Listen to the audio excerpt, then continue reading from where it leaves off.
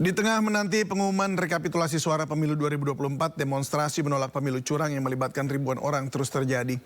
Dorongan untuk hak angket juga terus menggema. Namun akan seperti apa pertarungan politik pasca 20 Maret 2024? Sudah bergabung bersama kami melalui sambungan Zoom Wakil Komandan Alfa TKN Prabowo Gibran, Fris Edward Siregar. Selamat malam, Bung Fris. Selamat malam, Bang. Selamat malam. Siap, selamat malam. Terima kasih sudah hadir. Kemudian hadir pula Ketua DPP Partai Perindo, Yusuf Lakaseng. Selamat malam, Pak Yusuf Lakaseng. Selamat malam, Mas David. Assalamualaikum. Ya, Waalaikumsalam. Demikian pula hadir Direktur Eksekutif THN atau Anies Mohaimin Zuhadi Aji Firmantoro. Selamat malam, Pak Zuhadi Aji. Assalamualaikum. Waalaikumsalam. Waalaikumsalam. Dan hadir juga pengamat politik Ujang Komarudin. Selamat malam, Kang Ujang. Selamat malam, Bang David, Bapak-bapak. Assalamualaikum. Ya. Waalaikumsalam. Waalaikumsalam. Terima kasih Bapak-Bapak sudah hadir. Dan saya pertama-tama langsung saja ke Pak Yusuf Lakaseng. Pak Yusuf Lakaseng, ini bagaimana TPN memandang hasil rekapitulasi 34 provinsi pada hari ini ya, di tengah aksi masyarakat yang menilai ada kecurangan TSM di pemilu kali ini? Ya, saya kira KPU menjalankan tugas proseduralnya ya, yang akan mungkin insya Allah selesai besok. Walaupun itu besok adalah penetapan hasil ya dari seluruh provinsi, hasil rekapitulasinya, itu tidak menutupi atau tidak menghambat untuk adanya langkah-langkah selanjutnya. Karena kita tahu kan pemilu kali ini kan pemilu paling jorok ini ya. Pemilu paling buruk ini ya, dan saya kira medan pertempuran selanjutnya itu pasti bukan lagi di KPU, akan bergeser ke MK secara hukum dan secara politik akan bergeser ke angket. Nanti akan kita lihat sejauh mana dinamikanya, karena tentu ini karena sudah levelnya sudah level politik atas, maka ya kita bisa berharap tapi bisa juga akan kecewa karena tidak terhindarkan akan terjadi mungkin deal-deal atau bahkan misalnya itu akan dijadikan sebagai alat bargain politik atau posisi tawar untuk mendapatkan kekuasaan di pemerintahan selanjutnya.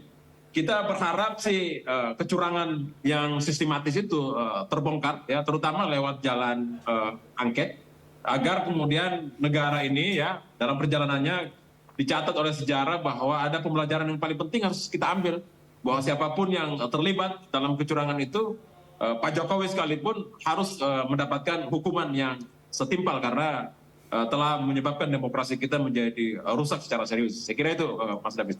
Baik, saya ke Bung Fris. Apa tanggapan Anda apa yang disampaikan oleh Pak Yusuf Lakaseng tadi? Pertama-tama, saya mau mempergunakan kesempatan ini, Bang, untuk mengucapkan terima kasih kepada seluruh warga negara Republik Indonesia yang telah hadir di hari pemungutan suara, para penyelenggara pemilu, para partai politik dan relawan yang ikut serta mendukung proses pemilu sehingga kita sampai kepada hari ini. Dan kita juga dapat bisa mengumpulkan suara seperti yang kita kumpulkan pada hari ini. Ini kan semua atas kerjasama kita semua. Dan tentu saja proses pemilu tadi sudah hampir selesai yang disampaikan oleh Bang Yusuf. Memang proses di KPU-nya sudah mau selesai nih, tapi tinggal masuk kepada proses di Mahkamah Konstitusi. Perlu sedikit revisi kepada teman-teman bahwa ada 38 provinsi dan 36 provinsi sudah diputuskan oleh KPU, Bang, terkait dengan rekapitulasi suara untuk presiden dan wakil presiden. Jadi dari 36 provinsi yang sudah disahkan, 34 itu dimenangkan oleh paslon 2 dan 2 provinsi dimenangkan oleh paslon 1. Tinggal 2 provinsi lagi yang tadi sampaikan oleh Pak Idam akan kita rekapitulasikan besok prosesnya.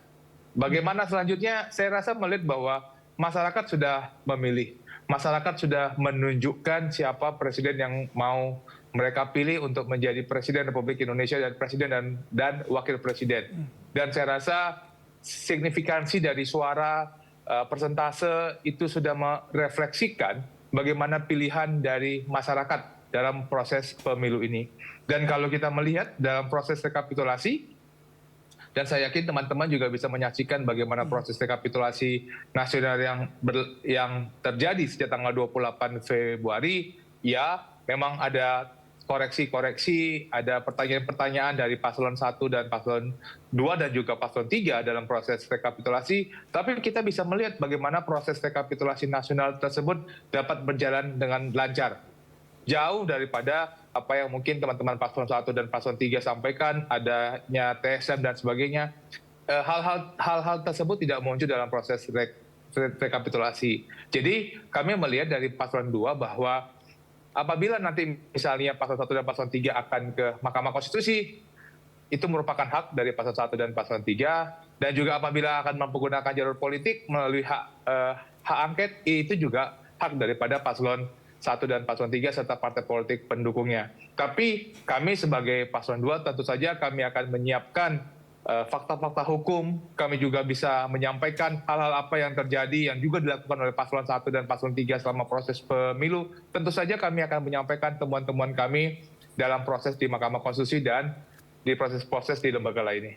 Baik, saya ke Pak Zuhad. Gimana Pak Zuhad, Anda menanggapi ini bahwa kalau dikatakan tadi oleh Bung Fris bahwa tidak terbukti TSM-nya begitu, tetapi sekarang ya kalau mau ada sengketa ya silakan saja. Iya baik, terima kasih Bang Frit, Pak Yusuf, Pak Ujang. Bagi kami tidak ingin terkotak-kotak melihat pemilu itu hanya pada satu tahapan tertentu. Kalau kita membaca pemilu itu kan dia mesti dibaca secara utuh dari awal sampai akhir gitu. Tahapan pemilu itu kan tidak hanya tanggal 14 Februari, tetapi dia dimulai jauh-jauh hari sebelum Februari. Dimulai dari nyusun regulasi dan seterusnya sampai dengan saat ini kita berada pada tahapan rekapitulasi yang insya Allah akan sampai di tahap penetapan hasil rekapitulasi itu. Nah kalau kita membaca pemilu secara utuh, saya kurang sepakat dengan yang disampaikan dengan Bang Fritz tadi yang mengatakan bahwa semuanya sudah berjalan dengan baik-baik saja. Ucapan terima kasih itu tentu juga pasti kita sampaikan kepada semua pihak yang sudah ikut berkontribusi di dalam proses pemilu ini, apalagi dengan teman-teman di penyelenggara pemilu gitu. Tetapi izinkan juga kami tetap kritis untuk mengatakan bahwa pemilu kita ini tidak sedang baik-baik saja gitu. Ada banyak catatan yang kita jumpai selama proses pemilu ini berlangsung, dari mulai yang sifatnya prosedural sampai yang substantif gitu. Yang prosedural itu bisa kita lihat bagaimana misalkan temuan Bawaslu yang ribuan jumlahnya itu mengkonfirmasi betapa prosedur yang dilakukan oleh para penyelenggara pemilu itu juga bermasalah. Secara substansi, apa yang disampaikan, apa yang terjadi hari ini masih banyak orang berdemonstrasi ke sana kemari begitu, itu kan menunjukkan bahwa pemilu kita ini memang ada yang tidak selesai gitu, ada yang tidak beres ini secara substansi ini. Kedaulatan rakyat yang diharapkan muncul dan mewujud di dalam proses pemilu 2024 ini ternyata tidak mampu diterima atau direpresentasikan oleh semua warga negara. Masih ada banyak warga negara yang kemudian tidak terima dengan kejadian ini. Nah karena itu koreksi itu akan terus kita lakukan baik dari sisi politik maupun dari sisi hukumnya. Di kami di tim hukum nasional Amin tentu sebagaimana arahan dari Capres-Cawapres, kita akan mempersiapkan langkah-langkah berikutnya dalam rangka tidak hanya sekedar dalam rangka pragmatisme elektoral memenangkan calon kami, tetapi ini jauh lebih besar daripada itu adalah ngomong soal bagaimana kita menjaga bersama-sama proses demokrasi di Indonesia ini berjalan dengan integritas dan berjalan secara bermartabat. Begitu. Baik, saya ke Kang Ujang. Kang Ujang, ya ini apa tanggapan Anda? Juga melihat bahwa memang sekarang ini demo masih terus berlangsung menolak pemilu curang yang bermunculan di tengah rekapitulasi yang masih belum selesai, masih ada penghitungan sana sini, dan tadi bahkan kami dapat informasi dari alumni ITB, Ikatan Alumni ITB, bahwa mereka menemukan adanya bukan human error pada Sirekap tapi by order begitu, sehingga terjadi kelebihan selisih suara 20 juta. Nah, tapi kemudian ya di sini berbeda pendapat dengan koalisi dari 02 juga. Seperti apa tanggapan Anda? Yang pertama Sirekap dulu ya. Kalau Sirekap sudah saya katakan bahwa ini sistem banyak problemnya, banyak masalahnya gitu, perlu diaudit. Pertama, karena memang banyak temuan-temuan yang itu dilakukan oleh ahli IT ya, pakar. Oleh karena itu ini menjadi persoalan. Makanya di tengah jalan pernah dihentikan. Nah, oleh karena itu saya melihat kalau soal Sirekap ini menjadi polemik yang tidak berkesudahan hingga saat ini. Yang memang kita tahu dan sama-sama pahami bahwa Sirekap bukanlah bagian daripada hitungan resmi dari KPU karena hanya unsur penunjang. Ya, celakanya unsur penunjang ini tidak dilakukan secara baik ya informasinya, sehingga banyak caleg-caleg yang kecele gitu ya, caleg-caleg yang tadinya suaranya tinggi tahu-tahu turun lagi, caleg yang suaranya rendah tahu-tahu naik. Ini menjadi problem. Bahkan ada seorang teman mengatakan, Kang, saya di Sirekap menang tapi faktanya di manual juga kalah. Ini kan menjadi persoalan. Jadi bukan sesuatu yang sederhana. Pertama, Sirekap ini perlu diaudit agar memang betul-betul bisa dipertanggungjawabkan oleh teman-teman di KPU. Yang kedua, soal proses demokratisasi. Saya dari tanggal 14 saya sepakat dengan Bang Haji tadi mengatakan proses pemilu proses yang panjang ya. Katakanlah dari A sampai Z. Tetapi kalau kita lihat di 14 Februari, saya bersyukur sebagai anak bangsa gitu. Saya berapa kali stasiun televisi termasuk DI News di hari itu tanggal 14 bahwa dari subuh saya berangkat itu tidak ada kawat berduri, tidak ada tank baja, barakuda yang yang di jalan-jalan. Artinya pemilu kita berjalan dengan aman, damai. Itu dulu catatan saya. Tetapi yang kedua, memang catatan-catatan demokrasi kita, pemilu kita tadi banyak problem, ada tuduhan kecurangan. Apakah nanti ada atau tidak kan perlu dibuktikan. Ini yang harus dibuktikan oleh siapapun yang dianggap dirugikan. Nah, persoalan kan tadi kita sudah berdiskusi dua jalur hukum katakanlah di MK atau Bawaslu, karena sekarang katakanlah tinggal di MK, maka jalur politik ini yang agak berat. Saya sudah mengkalkulasi secara akurat ya terkait dengan analisa saya bagaimana hak angket ini agak sulit, agak berat, tidak akan terrealisasi. Dan itu saya hampir setiap saat juga ketemu dengan petinggi-petinggi partai hampir tiap hari gitu, mendiskusikan ini. Dan saya katakan hak angket ini memang hak konstitusional, tetapi butuh keberanian yang kokoh, yang kuat dari para punggawa-punggawa katakan yang mendorong hak angket itu. Apa buktinya? Ya saya sudah katakan bahwa hak angket akan tergembosi, akan layu sebelum berkembang. Buktinya adalah ada faktor laporan misalkan ke Pak Ganjar atas tuduhan dugaan ya tindak pidana korupsi di Bank Jateng. Itu kan bagian daripada pengingat bagi pihak-pihak yang mendorong hak angket. Nanti loh, hati-hati loh kalau mendorong terus seperti itu.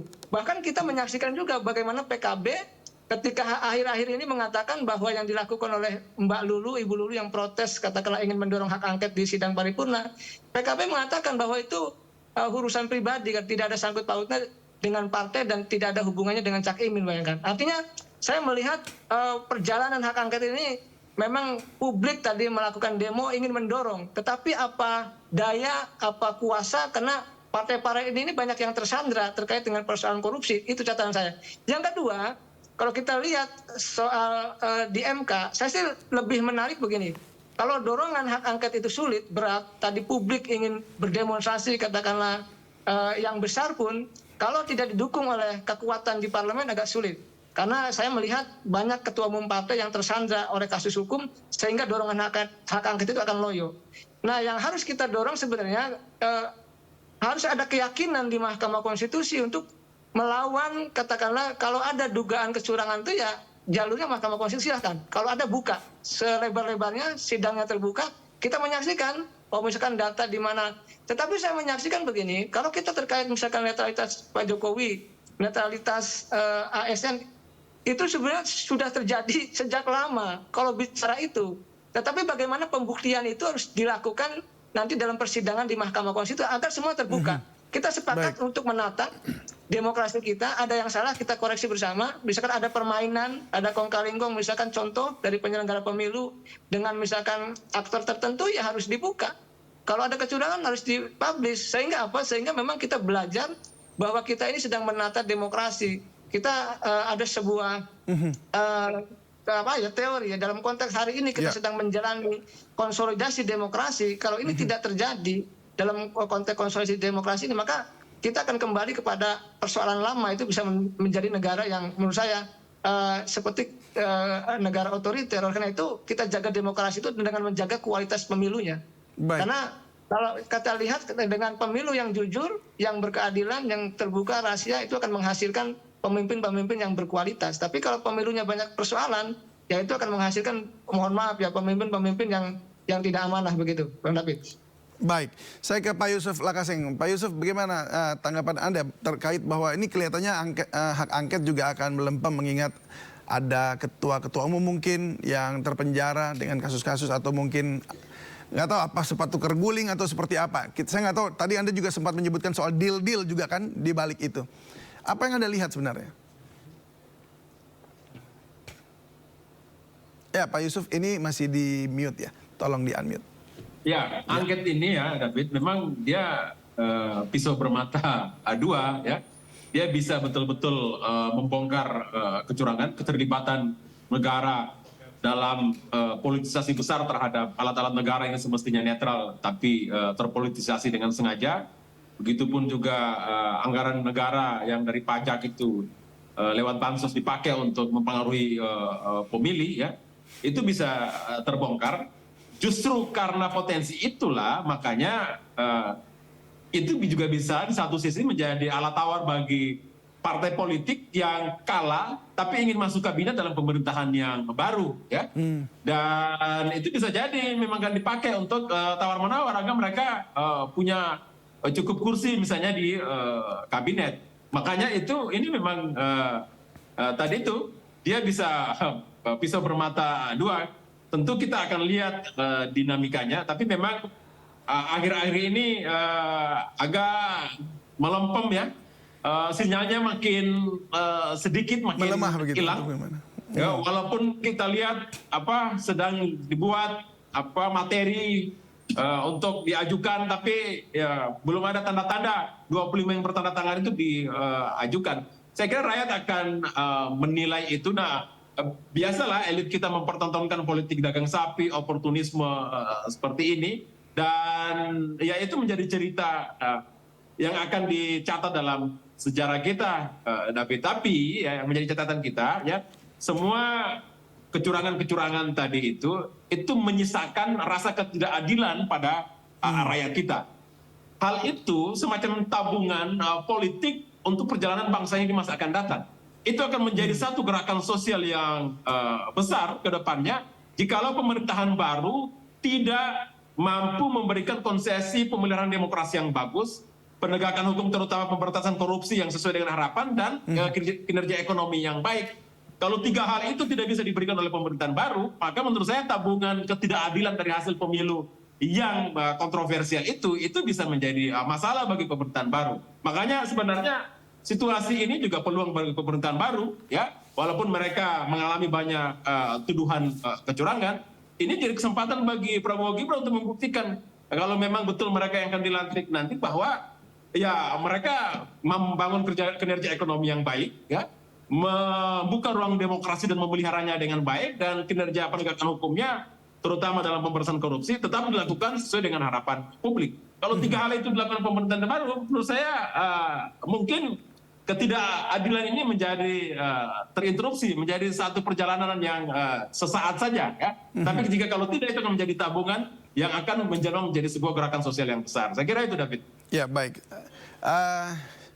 Kalau kita lihat tadi Anda katakan bahwa ini memang ada deal-deal ya di balik ini semua yang mungkin untuk bisa masuklah ke dalam pemerintahan. Tapi saya mau tanya juga ke Pak Zuhad ya. Pak Zuhad, ini kalau dari 01 memang sedang deal-deal juga sehingga akhirnya untuk angket yang seharusnya dengan koalisi ini saja sudah bisa maju angket, tapi belum juga sampai sekarang. Nah, sebelum Anda jawab, kita akan jeda dulu sejenak ya.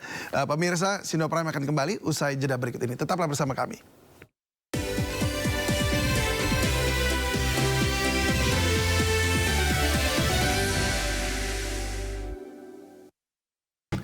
Terima kasih Anda masih bersama kami di Sindo Prime, dan kita masih berbincang-bincang dengan Direktur Eksekutif THN Anies Muhaimin, Zuhad Aji Firmantoro, Wakil Komandan Alfa TKN Prabowo Gibran, Fritz Edward Siregar, Yusuf Lakaseng, Ketua DPP Partai Perindo, dan juga pengamat politik Ujang Komarudin.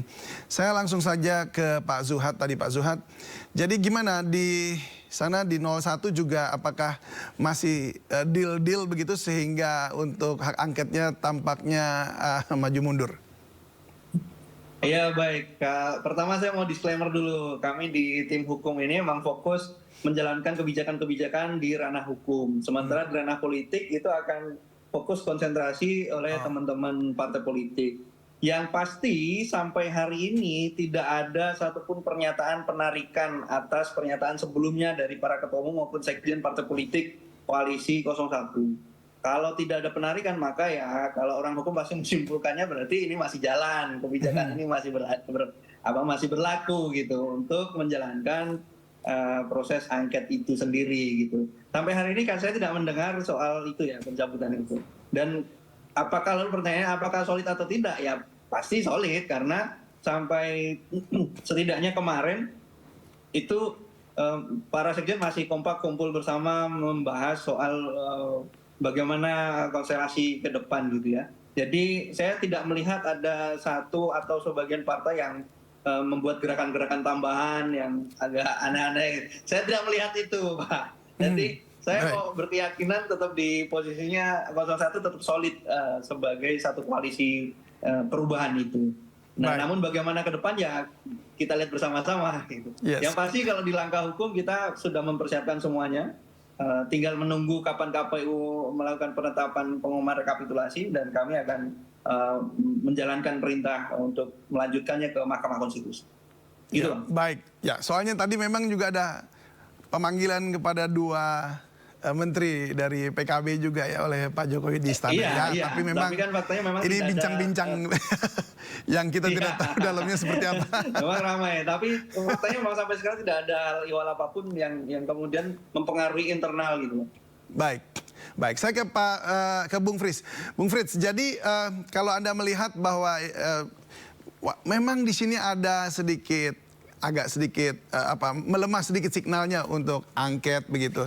Nah, tapi tampaknya dari 02 sudah punya keyakinan ya bahwa ini nggak akan ada perlawanan yang cukup signifikan gitu, di situ gitu. Lalu apa yang kemudian yang bisa disampaikan 02 ketika banyak orang berdemonstrasi dan selalu mengatakan ini ada kecurangan, ada TSM, bahkan tadi dikatakan oleh Pak Zuhad, pemilu ini dari awal sampai sekarang ini sudah begitu banyak terjadi peristiwa-peristiwa seperti penggunaan aparatur sipil negara oleh presiden seperti itu. Nah, apakah ini kemudian dibantah atau tidak dianggap begitu? Kalau satu yang saya rasa yang perlu kita apresiasi lah bahwa demokrasi kita saat ini memberikan kesempatan untuk dapat menyampaikan kebebasan berbicara. Kita lupa bahkan mungkin kurang menghargai kebebasan berbicara yang kita miliki. Itu adalah produk daripada demokrasi, hasil perjuangan kita bersama-sama. Jadi kami melihat bahwa pada saat ada proses berdemonstrasi, proses penyampaian pendapat, itu adalah bagian daripada kebebasan berbicara yang dilindungi oleh Undang-Undang Dasar dan merupakan bagian daripada proses demokrasi kita yang kita lewati bersama. Dan yang kedua yang perlu saya sampaikan, saya selalu ingat apa yang disampaikan oleh Prof. Ramlan Subakti ya. Prof. Ramlan Subakti sering berbicara soal pemilu bahwa proses pemilu itu adalah certainty in process, uncertainty in result, yaitu adanya kepastian terhadap proses dan ketidakpastian terhadap hasil. Yang pasti yang perlu dijaga adalah proses daripada pemilu itu sendiri. Dan itulah kenapa ada tahapan, ada proses komplain mekanisme, ada proses remedi. Jadi proses-proses tersebut sudah diatur dalam Undang-Undang 7 tahun 2017. Jadi misalnya kalau tadi disampaikan oleh Bung Aji, ada pengerahan, ada proses pendaftaran, ada proses-proses yang bukan saja berfokus pada tanggal 14 Februari, tapi sebelum proses 14 Februari, proses pendaftaran. Mungkin kalau kita lihat bagaimana dengan proses distribusi logistik, proses untuk masa kampanye, dan semua itu kan ada mekanismenya. Sudah ada mekanisme yang diatur dalam Undang-Undang 7 tahun 2017. Misalnya apabila Paslon 1 dan Paslon 3 merasa ada sesuatu yang seharusnya tidak terjadi. Cuma kan pertanyaannya adalah, kemana selama ini? Apakah mekanisme-mekanisme yang sudah diberikan oleh undang-undang itu dipergunakan atau tidak. Jadi kalau misalnya merasa dan berkata bahwa pemilu kita ini tidak baik-baik saja, bentuk adanya muncul kecurangan, ayo buktikan, pergunakan jalur-jalur hukum yang sudah ada. Kita kan semuanya kan sarjana hukum gitu loh. Dan karena kita sarjana hukum, mari kita mempergunakan jalur yang sudah ada. Memang kalaupun memang ada ketidakpuasan, itu silakan juga dapat dipergunakan melalui jalur Mahkamah Konstitusi. Kita mengajak bahwa mekanisme yang ada sekarang itu mekanisme komplain mekanisme yang kita punya itu kan bukan sesuatu yang muncul tiba-tiba, tapi itu adalah muncul hasil perenungan, perdebatan partai politik pada saat mereka harus membahas Undang-Undang 7 tahun 2017. Jadi itu kan produk partai politik yang ada di Paslon 1, 2, dan di Paslon 3 juga. Jadi itu sesuatu yang harus kita pegang bersama, Bang, terkait dengan bagaimana proses yang sedang terjadi. Saya mau menambahkan soal Sirekap ya. Kalau soal Sirekap dalam proses rekapitulasi nasional misalnya, pada saat ditemukan adanya komplain dari paslon ataupun misalnya ada komplain dari partai politik, apa yang dilakukan pada proses rekapitulasi adalah misalnya, oke, kami ingin melihat C planonya, kita buka Sirekap. Kemudian kami ingin melihat bagaimana C plano di TPS ini dan bagaimana di TPS sana. Bukan saja di dalam negeri, tapi juga di luar negeri. Dalam proses rekapitulasi nasional, kita bisa menyaksikan bagaimana sistem tersebut dipergunakan dalam proses, dan saya yakin itu juga dipergunakan oleh banyak partai politik dalam proses pada saat mereka mau mencari suara yang mereka punya. Iya, mungkin ada beberapa hal yang tidak sempurna. Iya, mungkin ada proses perbaikan yang perlu dibutuhkan. Tetapi proses transparansi yang telah ditunjukkan oleh KPU, dan saya yakin banyak caleg dan partai politik juga mempergunakan Sirekap tersebut untuk mengetahui bagaimana posisi suaranya, itu merupakan sesuatu yang patut kita dukung dan patut kita lihat. Itu adalah proses dari apa yang dilakukan KPU, dan harus kita, kalau saya bisa melihat, ya harus dapat kita berikan apresiasi. Baik. Ya, itu untuk Sirekapnya. Tapi tadi saya juga ingin garis bawahi yang soal mekanisme ya, bahwa itu sudah ada bahkan dari sejak dibuatnya Undang-Undang tahun 2017. Nah, apa tanggapan Anda, Pak Yusuf Lakaseng? Ini mekanismenya sudah lama dibuatnya. Apakah memang ini seperti sesuatu yang tak terbaca dari jauh-jauh hari, atau memang bagaimana? Ya, pemilu ini memang canggihnya ya. Memang kalau Fritz bilang bahwa 34 provinsi Pak Prabowo sesuai hasil rekapitulasi KPU itu memenangkan pemilihan, itu memang satu fakta yang tertera dengan jelas, tidak bisa dibantah. Tapi ada kontroversi lain juga ya, bahwa menuju orang untuk memilih pasangan calon ke TPS itu juga, kita tidak bisa menutup mata bahwa Pak Jokowi yang punya konflik kepentingan karena anaknya jadi calon wakil presiden, melakukan banyak hal ya yang melanggar etika, mensubordinasi bahkan merekayasa hukum, mempolitisasi alat negara yang semestinya tidak boleh sama sekali atau diharamkan, dan memanfaatkan ya anggaran negara yang sangat besar untuk mempengaruhi pemilu lewat bansos. Dan itu menyebabkan kerusakan pemilu kita luar biasa kali ini. Pemilu kali ini kalau kita mau telisik lebih jelas di lapangan, politik uangnya gilaan. Karena kenapa? Itu dimulai dengan negara yang mengorganisasikan politik uang terselubung lewat bansos. Itu merusak betul-betul kualitas demokrasi kita. Nah, ini pekerjaan rumah yang harus dibongkar oleh angket ya. Kalau mekanismenya Mahkamah Konstitusi itu kan selama ini kita tahu dalam urusan perselisihan pemilu, Mahkamah Konstitusi ini dilesetkan orang hanya mahkamah kalkulator. Dia hanya menghitung-hitung selisih suara itu, tidak akan ditemukan kecurangan substantif di situ. Makanya memang harus ada mekanisme politik. Saya berharap bahwa PKB, PKS, Nasdem, PDIP mengemban tugas sejarah itu saat ini untuk membuktikan bahwa partai politik betul-betul memang menjadi pilar dari demokrasi, menjadi alat perjuangan masyarakat untuk menegakkan demokrasi. Saya kira begitu.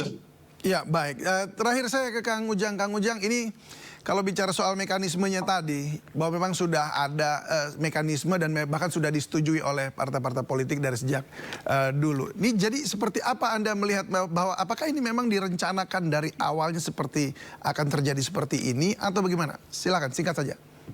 Ya, saya sudah jauh-jauh hari menganalisa ya, karena saya kan pernah jadi tim sukses juga dan memenangkan senior saja di Ketua DPR. Saya agak tahu persis bagaimana persoalan pertarungan politik di bawah begitu.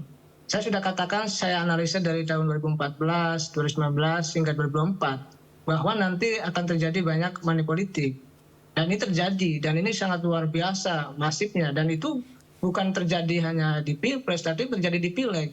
Yang luar biasa di Pileg. Nah, dalam konteks itu saya melihat sebenarnya gini, perbaikan bangsa itu dari 3 hal. Kalau kita ingin menata pemilu dan demokrasi. Pertama, pendidikan masyarakatnya diperbaiki dong. Pemerintah, nih, tugas pemerintah baru apa? Kita ini masih lulus SD, rata-rata pendidikan kita belum lulus SMP. Oleh karena itu bagaimana kita ingin membangun sebuah kualitas demokrasi yang sehat kalau pendidikan masyarakat kita raw materialnya masih rendah. Ini menjadi problem. Yang kedua, kenapa money politik banyak, kenapa bansos itu jalan begitu ya? Karena yang kedua, masyarakat kita banyak yang miskin, masyarakat kita banyak yang fakir gitu. Dan itulah celah di mana para politisi menggunakan katakanlah uangnya, menggunakan alat-alat bansos dan sebagainya untuk ya tanda petik ya memberikan sesuatu kepada masyarakat agar dipilih. Kan itu terjadi dan ini terjadi pada setiap pemilu. Yang ketiga kan penegakan hukum.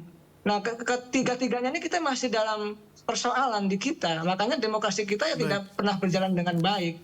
Jadi ini koreksi untuk ke depan bahwa kalau ingin membangun demokrasi pemilu yang sehat, demokrasi yang bermartabat, 3 hal itulah. Apa pendidikannya diperbaiki, masyarakat ekonominya dinaikkan agar sejahtera masyarakat itu. Lalu juga penegakan hukumnya harus jelas. Itu Bang, saya fenomena hari ini kita menyaksikan evaluasi besar ya dalam konteks berbangsa dan bernegara agar lebih baik ke depan. Baik, jadi kalau bisa disimpulkan bahwa tadi 3 hal tersebut berarti ada negara sebenarnya belum hadir untuk memberikan kesejahteraan sehingga orang jadi mudah sekali menerima politik uang ataupun gaya-gaya bansos itu. Baik, itu yang tadi saya simpulkan dari apa yang disampaikan oleh Kang Ujang dan juga apa yang dibicarakan pada malam hari ini. Tapi semoga ke depan kita bisa mendapatkan demokrasi kita lebih baik lagi.